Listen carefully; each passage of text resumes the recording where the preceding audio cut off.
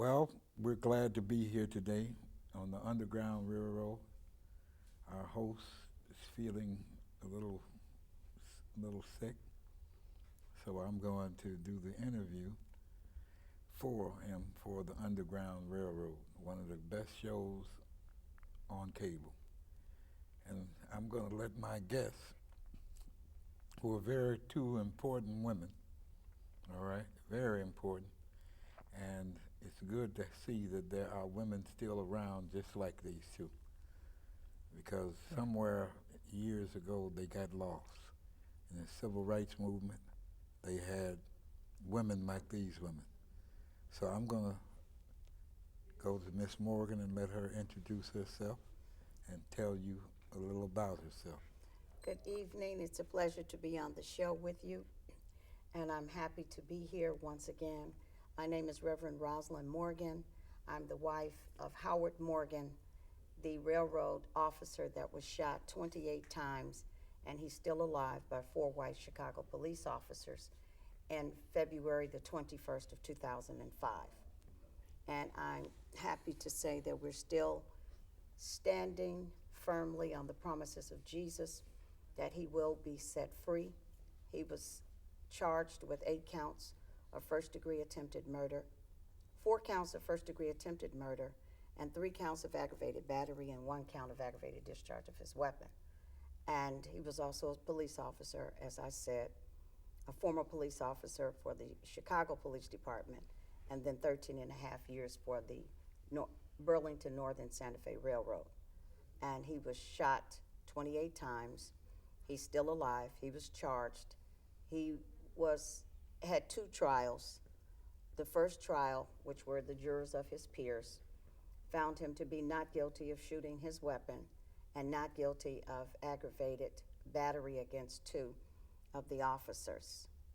And the second trial that he had, the jury was not of his peers, and they put a guilty verdict on him and sentenced him to 40 years in the penitentiary, where he is today. And that took place in January the 27th of 2012. Okay, we got Dr. Griffin with us also. Yes, I'm Gonna let Dr. her Peggy introduce. Griffin. I'm a friend to the Morgan family. We actually met when this incident took place, and I have been with them ever since. I am a writer and a teacher, so I have helped with publicity, PR work, using the skills that I have, and we just have a spiritual bond. We know that God is on the throne and that a way will be made. We believe that there will be freedom of Officer Howard Morgan, and we're just going to keep the hope and press forward. Well, it's good to have friends like you. Yeah. Most of the time, people desert you. They don't want to be around you. I experienced it. I have to give God the credit, because I told Sister Morgan many times, I said, I'm only doing this because God has me doing it, because I had many other things to do. I stay busy. I'm into a lot of projects, plus I have my own program, and I still work. I'm a mature lady, but I still work. I'm supposed to be retired, but I'm just suppose I am semi-retired. I still keep at it. And so I told her, it's only the Spirit that just won't let me go. I must do this. So there's a spiritual bond between us. Well, we're going to get a little into Howard Morgan. And certain things I know that Miss Morgan can't say, but I can. Yes. That's good. And it is a rumor, we'll say it that way, that there's a female who saw every single thing that happened that day, but she's afraid for her life. She saw the police officers shoot him when they were shooting him 28 times. He never had a gun in his hand. And Absolutely. she observed that. but she's afraid that something bad would happen to her if she came forward. Now, who she is, I don't know. Other people know.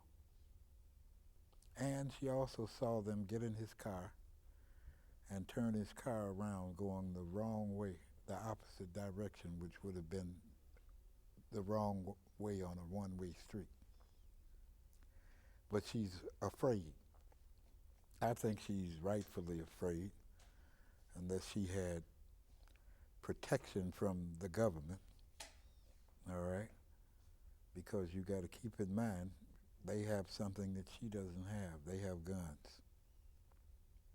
And they have already shown what they do with their guns and what they think about doing something like that to a person who's black. And I always refer back to the 1724 black codes, which are still in effect today when it comes to black men and black women. Now, Howard's first trial, he was only convicted of one charge, am I correct? He was convicted, not in the first trial. In the second trial, in the first trial, he was acquitted of shooting his weapon, and he was acquitted of aggravated discharge of his weapon. So that would mean that that was totally removed from the remaining 5 count. There were a total of 8 counts, and 3 were acquitted. So that left 5 remaining, which were 4 counts of first-degree attempt murder and 1 charge of aggravated battery. Now, take in mind that there were no other weapons charged. There wasn't they didn't find another gun, knife, bat, or any nature. Well, you know, my question is, how do you get charged with attempted murder and it's proven that your firearm was never discharged? There are so many inconsistent things in this case, things that do not logically make any sense at all. Well, I was once a policeman myself. Yes. And I was also an evidence technician in the police department. And we certainly call it double jeopardy, that he was Absolutely. tried twice because he had been acquitted, but he was later found guilty on these same charges and sent to prison for 40 years. Now, I'd like to know how a person can go to prison for 40 years. I believe it was Judge Crane. Yes. Yes. He was the one that sentenced him. Yes, he was the Yes. trial judge for the first trial and second trial, Judge Crane, Clayton J. Crane. And it would seem to me that the lawyers, He's had several during the first trial.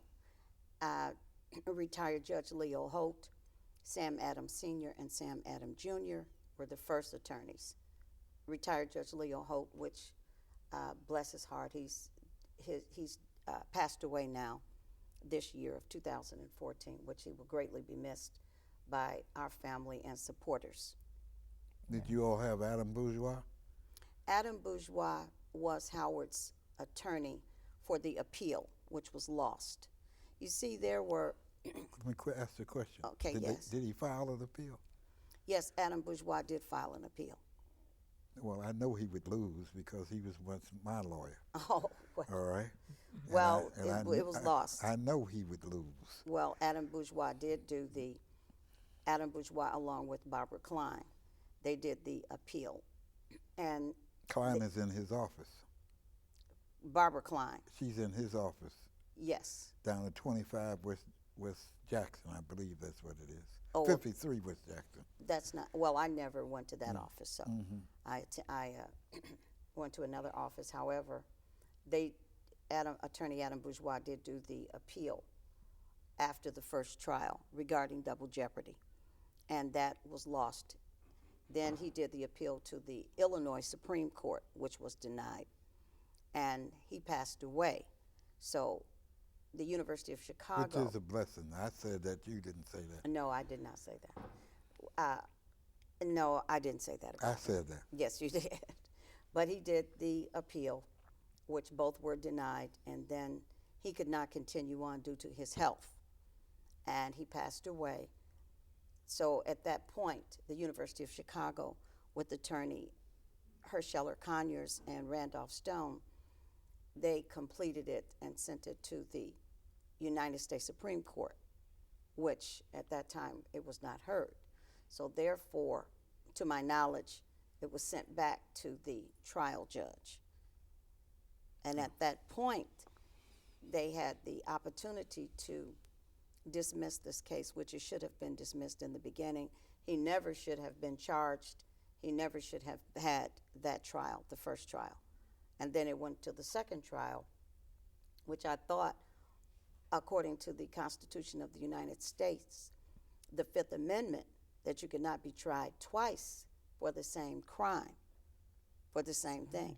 You see, it was the same day, same time, same everything. It wasn't a different day or different time. So if the first jury said that you were not guilty of shooting your weapon and there were no other weapons involved here, then how could you take this back into the second trial and allow the jurors to view Howard as 8 charges were still on him when 3 were already removed? That's what I'm So talking it's like about. you eliminate the acquittals and you put the guilty verdict, you put the charges back.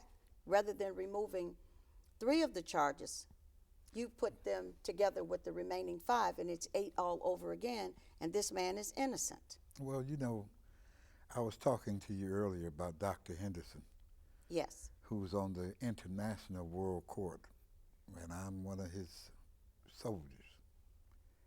And he's going to take all of them. Matter of fact, in 2002, they were ordered to step down because they've been doing criminal actions.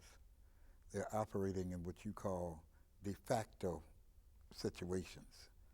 See, because they're not operating, they don't uphold the Constitution of the Republic, which says, the Republic said that you must uphold the Constitution of the United States. Matter of fact, I was in a courtroom one day, and a guy was there, and they told him, he said, well, you know, I did everything I was supposed to do. And I followed the Constitution. And I sat there, and the judge said to him, well, we don't go by the Constitution. We go by the Uniform Commercial Code. And I'm sitting there saying, now isn't this interesting? He's a judge who swore to uphold the Constitution of the United States of America, and he's sentencing this man to 10 years in prison, telling him that we don't go by that. See, everything is commercial. See, a lot of people don't know that. There's a form called an M4 form. All right, I'll have to get with you. And see, when you were born, they set up a trust. Absolutely. In your name. Yes. All right, with the Social Security. And when you go to prison, they really commit fraud because they're extracting money from that account to pay for you being in prison. And it's like millions of dollars they get paid. A large corporation. Well, you are a corporation. Absolutely. That's why on your Social Security card, your name is in all capitals. Absolutely. That's not how you spell your name, is it? Absolutely. Because you are a corporation. They call it a straw person. All right? Mm-hmm. And right now, they're collecting all this money from your husband, Howard Morgan, being in prison, from the account, and making nothing but money. And it's handled by the Edinburgh Corporation in New York. Now, you did hear what I said. Yes, I did. I'm listening. You could fill out the M4 form and another form I know of and find out who gave them permission to go into his stock account and take any money out of it. This is very powerful. And they don't want to do that. They don't want to do that. Now, I want to ask you another question. When you talked about, see, I had Adam Bourgeois, and his son, who's now a judge, who became a judge after I was convicted. When he owed back taxes, child support, and hadn't paid his rent, and had numerous other bills he owed. And he was, how do you get to be a judge? And when Mary Daly's wife died, I happened to be watching TV, and I saw him sitting in the second row with the family. So I didn't need to know, since I fought Daly and him all the time. But I understand, if they figured that you all were going to put in a lawsuit and for hundreds of millions of dollars based on what they inflicted upon him. Now, whether or not you were, you don't have to say.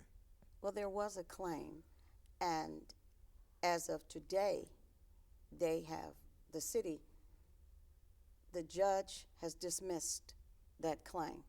Well, They've missed that claim against Howard.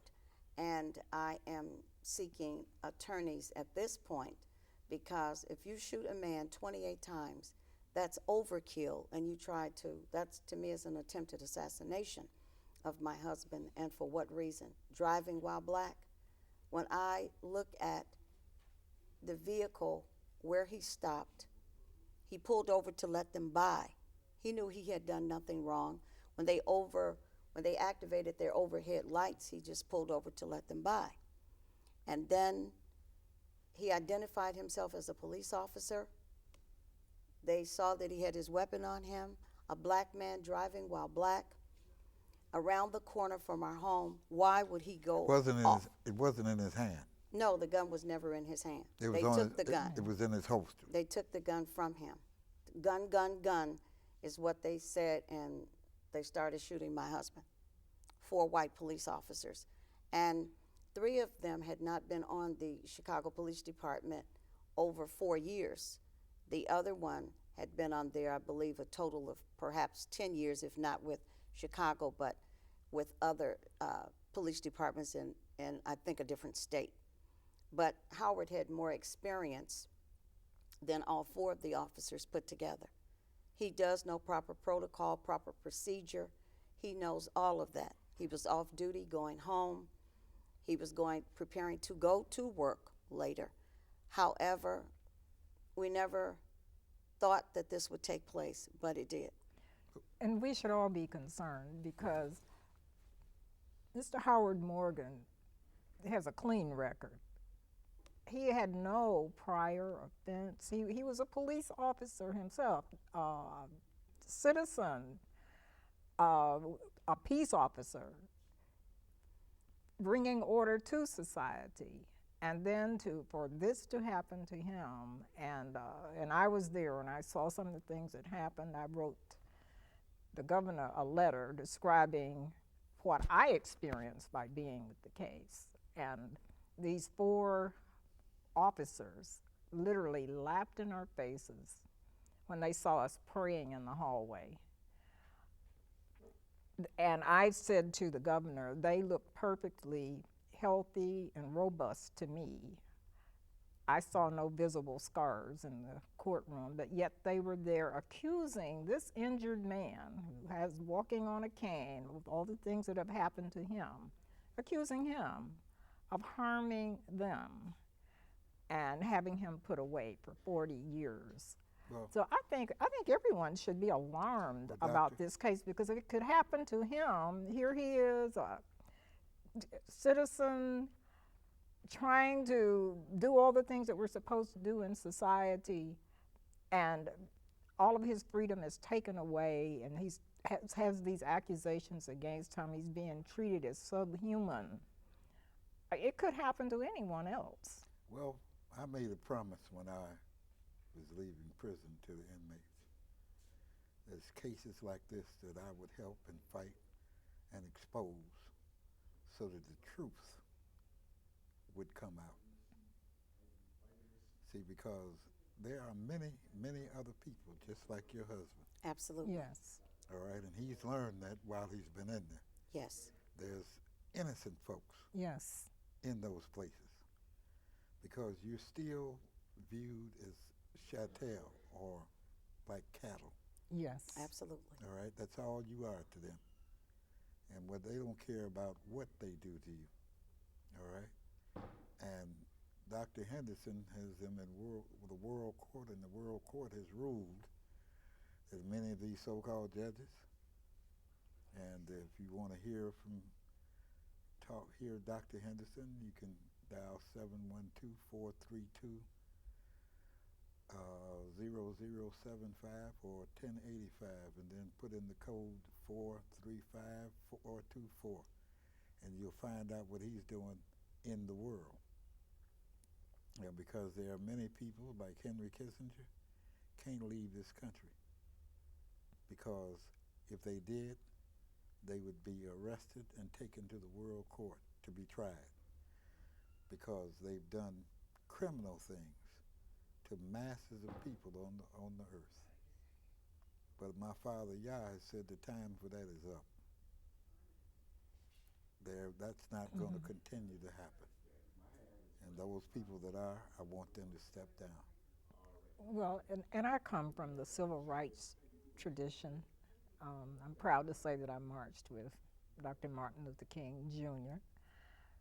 And I've seen victory coming because we had people who had faith, who believed in right, and would not stop, would not back down, would not play games, would not participate in an evil system, which I see people doing today, and actually we're not afraid, because when you have enough love in your heart and truth in your heart, you cannot have fear at the same time. That would be impossible. Because of that, it was like miracles that happened. I saw things reverse in the South, things that people said would never happen. I know when I was a child growing up, they said we would never ride on the front of a bus. We take that for granted now. We don't even think about it. In my hometown, they said that they could not have black hands holding white envelopes in the post office. We don't even think about these things now. I've seen a lot of changes, and I know it comes from prayer, just people being truthful and not stopping, but just keeping on. And I really believe we can turn this case around, just if there are enough people of goodwill, and people will lose their fear, because one of the problems that we run into, right? Yes. Is that we find many people in high places are afraid to speak out. Absolutely. And we've been told that some of them they're with Brother Morgan. They know that he's right and he does not deserve what's happening to him, but they can't speak because... Well, you've got people in prison for 10 years who committed murders. Now, did you hear what I just said? Yes. Committed murders. Brother Morgan didn't shoot nobody. No, they said attempted murder. They said attempted. And as I said, these gentlemen didn't have I didn't see a scratch on them. They took his gun. Absolutely. They took his gun out of his holster. And he did not attempt to kill anyone. He didn't attempt to do that. So how did that wasn't his nature? Get 40 years for 4 policemen. Did you hear what I said? See, 40 years. That's life, because he's now 63 years of age. See, and I've been a policeman. I know there are many policemen that I work with that I had to tell them I can't work with you, because the things that they would want to do with me, I said, you can't do that with me. We're not going to lie on nobody. That's the first thing. Because if you do, I'm going to say in court, I never saw that. You have to ask him about that, because I didn't see that. So, you know, they didn't really care too much, certain policemen, for me, because I saw the corruptness that existed, which I'm sure Howard Morgan, also having been a police officer, he knew of how corrupt they could be. Yes. You know, that's why they made a rule where if you're stopped by the police, you're not supposed to exit your vehicle. Absolutely. He identified himself as a police officer. He asked them what was wrong. They snatched him out of the vehicle, gun That's it. He followed. There are 54 rules in the police department, and he followed the ones they stay in your vehicle. Yes. Don't get out. That was when Absolutely. that was when a young lady was killed by a female police officer who, because she was with her ex-boyfriend. Hmm. That's the true story. And people who know him, we know that this would not have been in his nature.